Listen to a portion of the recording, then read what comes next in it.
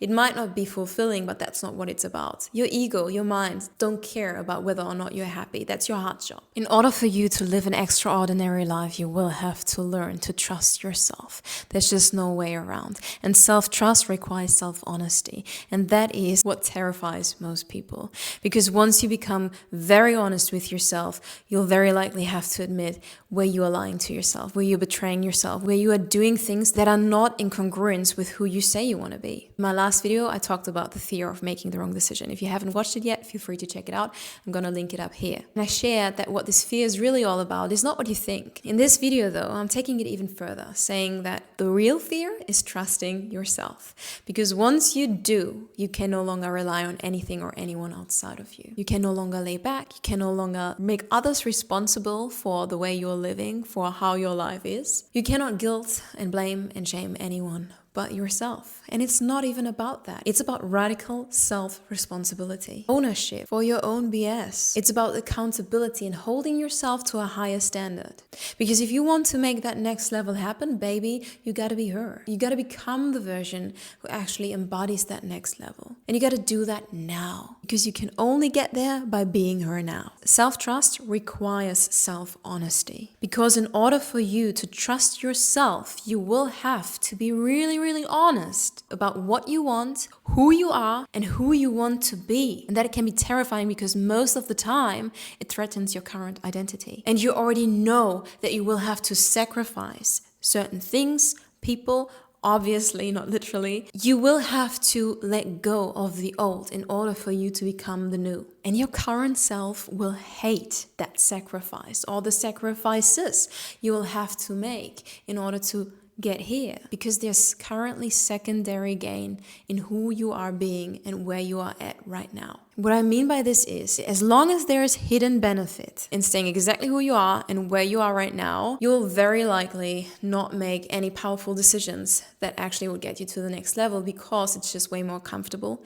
It's easier. It's familiar. It might not be fulfilling, but that's not what it's about. Your ego, your mind don't care about whether or not you're happy. That's your heart job. They only care about your safety. They only care about ease and comfort. They just want you to be safe. So they would always prefer the familiar hell over an unfamiliar heaven. But if you want to get into the unfamiliar heaven, you will have to grow wings, baby. And those wings only come from leaping, from trusting first and then leaping. The mistake most people make is to wait. To wait until they feel ready, to wait until they have enough savings, the money, until the circumstances are right. But let me break it to you. That's not gonna happen. You will have to make a decision. That's it. It's as easy and simple as that. If you want change, you will have to decide for it. And self-trust will not come before that decision. It comes after it. It comes while you are making the experience, while you are doing the thing on the go, not before. That's why most people never go. Because they are waiting for it to arrive now. But how is that supposed to work? When you learn to drive a car, for example, you couldn't feel self-confident about it. You couldn't know what to do and how because you had never done it before. When you finally had your driver's license, you probably were still a bit insecure with everything. Checking the mirror all the time, really being present, focused. Like most of the time now, what do? Like we hop in the car and then at some point we wonder, how did I even get to my destination safe? Like I was in my head all the time. I was listening to music. Maybe I was even talking to a friend in the car or on the phone. I wasn't paying attention to driving because it's already sunk in your subconscious, because you've repeated it so many times that you don't longer have to think of it consciously, but it's in your subconscious now. So that self-confidence with driving came only after you had already gotten your driver's license. Came only after you had already driven around like a lunatic many times and maybe even had a couple of incidents, hopefully not bad ones, along the way. And you learned from them. You did it better next time. We've all been there. And now we don't even think about it anymore. So what I'm saying is, as long as you wait to be ready or for whatever it is you think you need in order to go, is exactly what's going to keep you stuck. And that is also not the kind of energy your next level requires you to be in and act from. The version of you who's pulling you to it, to your next level dream. I truly believe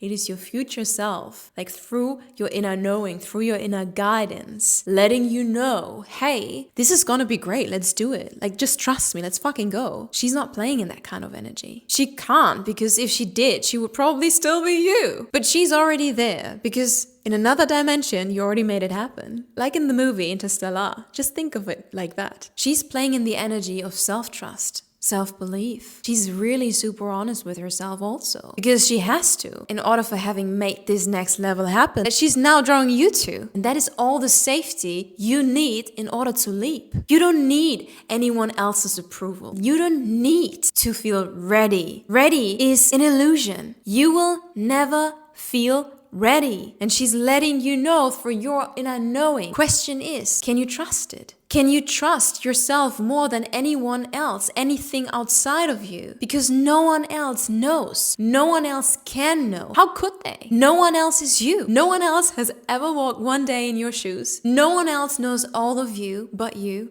No one else has made all the experiences you have up until this point for you to become who you are right now. The version of you who is needed in order to become the next. So who and what are you relying on? It's laziness and it's fear. And we don't do that. We are here to live our best life, to live up to our true potential and feel most alive. And whatever that means for you, I'm pretty sure there's already something on your heart that your soul simply can't shut up about. And it keeps pulling you. It keeps calling you to it. And every day you don't act on it, you keep betraying yourself. You literally keep living a lie when there's a whole world outside waiting and ready for you to meet it, to finally catch up with it. It's already sorted. You just have to go. You just have to take aligned action. Do the thing necessary for you to get there. And for that, yes, you will have to let certain things and people go. And no, you're not a victim to your current circumstances. You're only benefiting more from your current situation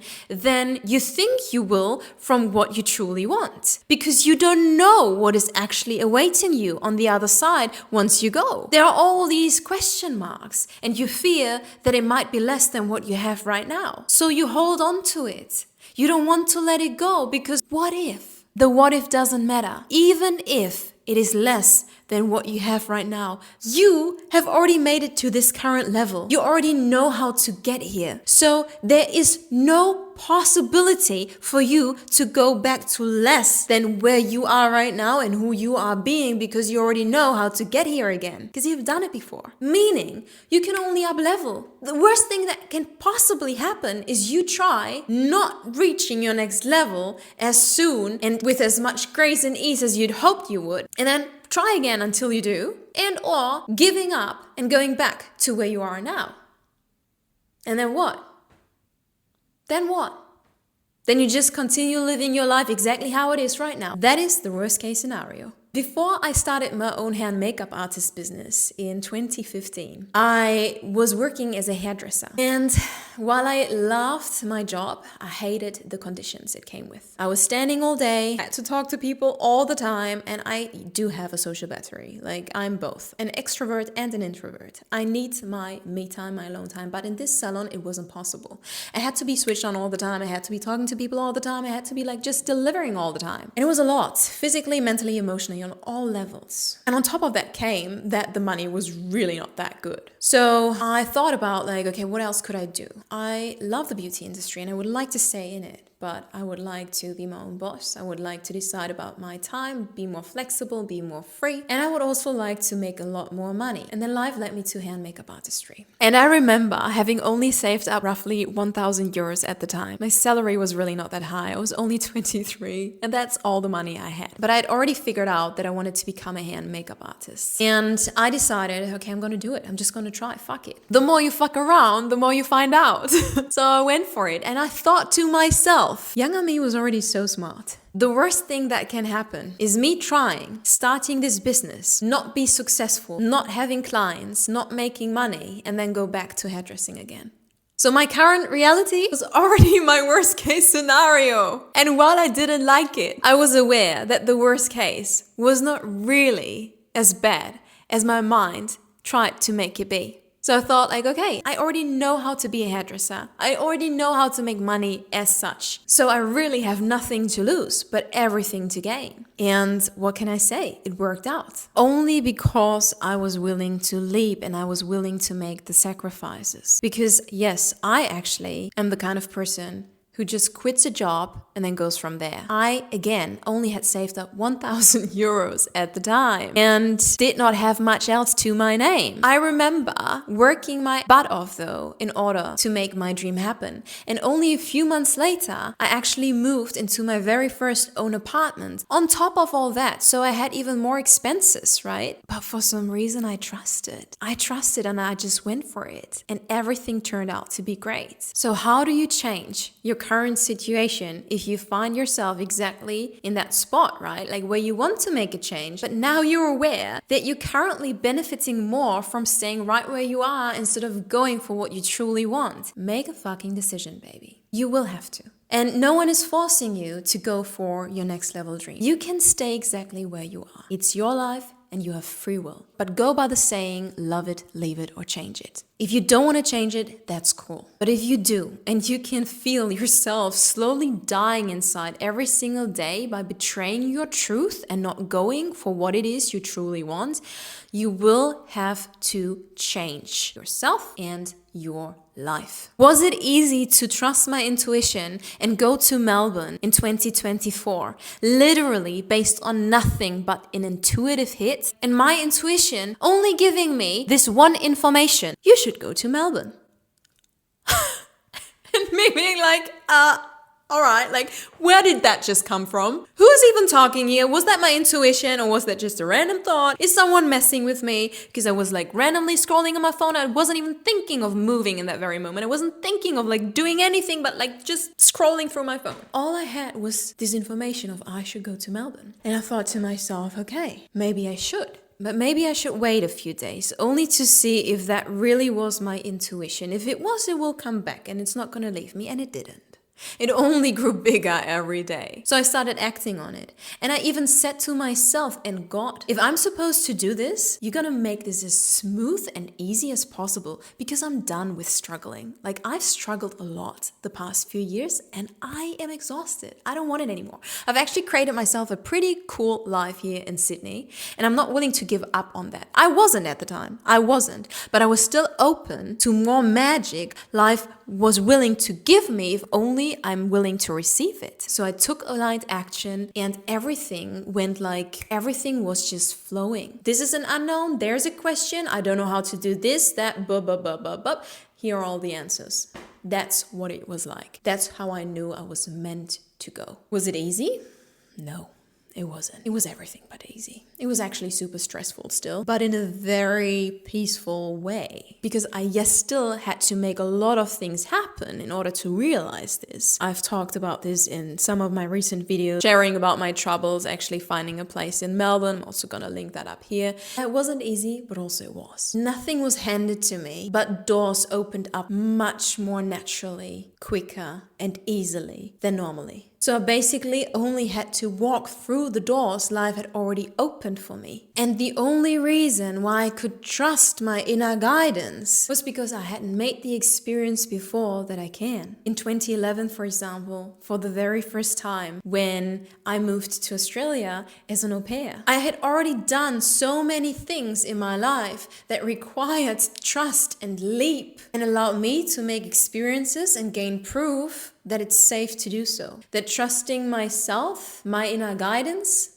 is worth it every single damn time. But before I made this very first experience of going down under, I did not have that. At least not to that extent. So what did I do? I had never been farther away from my family than Germany to Spain. Now I was about to move to Australia. And you know what let me do it? The realization that there was no data yet for any bad experiences. Yes, my mind tried to tell me all these reasons and give me all the excuses why I shouldn't, but there was no real data for that it could actually become true true. So chances were 50-50, yes.